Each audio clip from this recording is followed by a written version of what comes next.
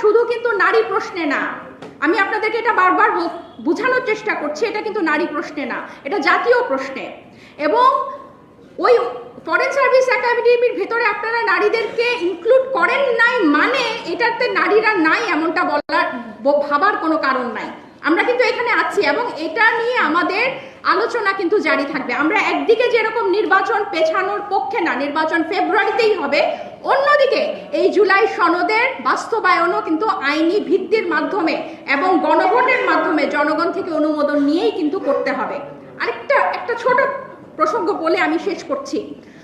এই জুলাই সনদ বাস্তবায়নটা কে, আদেশটা কে জারি করবে, এটা নিয়েই দ্বন্দ্ব। আমরা বলেছি এটা করবে প্রধান উপদেষ্টা, অন্যরা বলেছে এটা সংবিধানে নাই। রাষ্ট্রপতি চুপ্পুকে কিন্তু আমরা অনেক আগেই তার অপসারণ চেয়েছিলাম। সংবিধানে কিন্তু রাষ্ট্রপতিরও এখতিয়ার নাই। আইনগতভাবে রাষ্ট্রপতি অনুচ্ছেদ 93 অনুযায়ী কিন্তু সংবিধান পরিবর্তিত হয় এমন কোনো কিছুর আদেশ দিতে পারে না।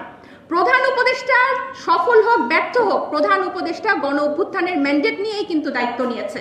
তাহলে প্রধান উপদেষ্টাই কিন্তু এই গণ অভ্যুত্থানের সাথে আমরা লিঙ্ক করতে পারি এবং প্রধান উপদেষ্টাই কিন্তু এই জিনিস জুলাই সনদ বাস্তবায়ন আদেশ জারি করার এখতিয়ার রাখে বলে আমরা স্পষ্টভাবে মনে করি। ঐকমত্য কমিশন যে সুপারিশ খসড়া প্রস্তাব করেছে, প্রস্তাব 1, সেটার সাথে আমরা একদম একমত পোষণ করি। এখন এটার জন্য 1 সপ্তাহ সময় চাওয়া হয়েছে, এটার উপর আলোচনা হতে পারে।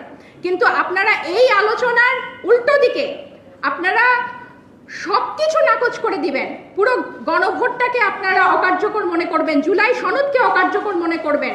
জুলাই সনদের ভিতরে কি আছে এটা জনগণ বুঝে না বলে জনগণকে একদিকে খাটো করবেন, অন্যদিকে পুরো এই গণ অভ্যুত্থানের যে আকাঙ্ক্ষা, এই আকাঙ্ক্ষাটাকে ছোট করবেন। এটা একতরফা ভাবে হবে না। এটার জন্য আমরা কিন্তু আছি, আমরা লড়বো এবং আমাদের আওয়াজ জারি থাকবে।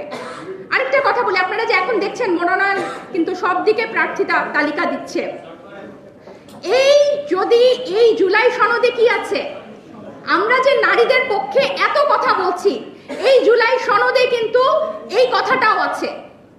আপনি দেখেন রুমিন আপা, মনি আপা, আপনারা তাদের পুরনো টকশো গুলা দেখেন এবং এই পুরনো টকশোতে তারা আওয়ামী লীগকে, ফ্যাসিস্টকে সরাসরি চোর বলে বলে তারা কথা বলেছে, সাহসের পরিচয় দিয়েছে।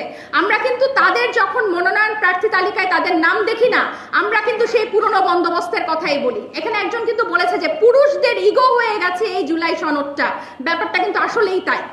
আপনারা নিজেরা রাজনৈতিক বার্গেনিং এর টুল হিসেবে একটা জাতীয় সনদকে ব্যবহার করছেন, এটা কিন্তু আমরা হতে দিব না। এবং এই জুলাই সনদের ভিতর কি আছে মানুষ পরিষ্কার করে বোঝে। যদি 100% না বুঝে, যারা বুঝে তাদের উপরে এই গণভোটটা হবে। গণভোটের সময় কখনোই প্রাইম আলোচনা হতে পারে না। গণভোটের সময় নিয়ে আপনারা যেরকম এই জামায়াত ইসলাম যেরকম লোয়ার হাউসের পিয়ার নিয়ে রাজপথে গেল, তারপর এসে আবার ঠিকই জুলাই সনদে সই করলো, এখনো যাতে আবার সেরকম একটা ঠুনকো রাজপথে যাওয়া না হয়, যে তারা এই আলোচনা থেকে ফোকাস সরানোর জন্য গণভোট কখন হবে সেই আলোচনাকে প্রাইম করে তুলেছে। এনসিপি পরিষ্কারভাবে জানিয়েছে জুলাই সনদের আইনি ভিত্তি নিয়ে একটা সমঝোতার মাধ্যমে রাজনৈতিক দলগুলোর মধ্যে শান্তিপূর্ণভাবে জুলাই সনদের বাস্তবায়ন হবে এবং পাশাপাশি যে নির্ধারিত সময় আছে আমাদের নির্বাচনের জন্য ফেব্রুয়ারি মাসে, সেই নির্বাচনটাও হবে। এখানে কোনো ধরনের ষড়যন্ত্রের এবং কোনো ধরনের অস্থিতিশীলতার কোনো জায়গা নেই। ধন্যবাদ।